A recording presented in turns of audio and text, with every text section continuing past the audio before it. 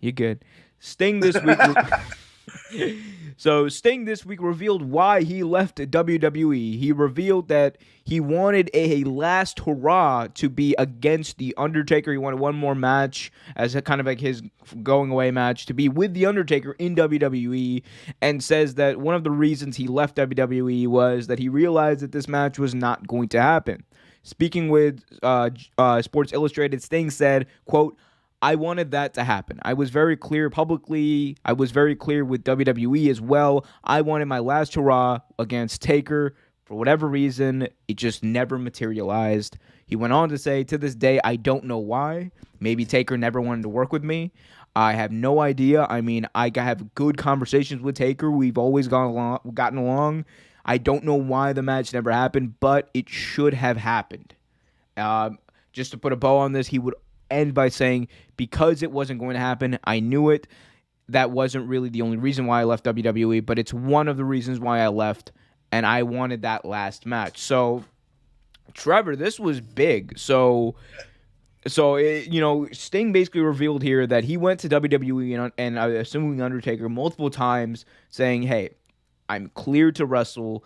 I want this last match to be with the Undertaker, and then I'm done." Like he wanted, I think, and that's a match that everyone wanted to see. Everyone wanted, like the big dream match of the past 20 years was Sting versus Undertaker. There were a few times. 2011, we thought we were gonna get it, didn't materialize. 2015, we thought we was gonna get it, didn't happen again, and then it just never ended up materializing after that. But what do we think of this news of Sting saying that he wanted a match with the Undertaker and WWE essentially said no? I wonder why though. Like that's my big question. I wonder why. Like it, again, it could have been because Taker didn't want it. But I don't think that, knowing what I know of Taker, I think he would have told him. You wrestled Goldberg in Saudi Arabia. You oh, yeah. I want it. You told me they could. And for all the big man, these old people they bring back for these Saudi Arabia pay per views. You're telling me they couldn't bring back Sting and Taker and do Exactly. one last That'd hurrah? have been Come on, that'd have been a great draw. that was Like a dude. I hate those shows, and I would have watched that match. Like I can't stand those shows, but yeah, I would have watched that. But like I mean, like you said, and the truth was the rumor and the word is that it's been in the making for like at least what, almost 10 years. Like they've been talking about it for years, but it never happened. And I can't honestly see why. Like every time you've seen Sting in the ring, he performs and he looks good while doing it. But you put him in a program with Goldberg, Goldberg almost breaks his fucking neck. But you don't put him in the ring with Sting. Makes no sense. yeah, it makes no sense. I think WWE dropped the ball here because we saw obviously what Sting did at Revolution was insane. The dude looked like he didn't look like he was 62. He looked like he was like, like a solid 32. like he like Double or he nothing, by the way. You said Revolution. Oh, sorry. That well, they also did wrestle a match at Revolution, but regardless, he's shown that he can do that, and they could have honestly done a cinematic match between these two last year, and it would have been big. You would have drew money with that match because people have wanted to see this match for a long time. There's shortcuts that you could have taken to make it entertaining, to make it happen, and they said no. And I think the biggest reason why they said no is because I think it's twofold. One, I believe it's this idea that Sting, that even though he's cleared by doctors, maybe WWE's doctors didn't clear him.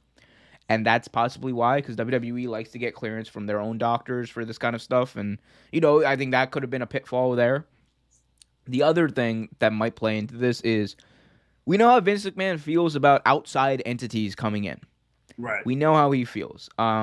Because we've seen them drop the ball with this outside stuff a lot.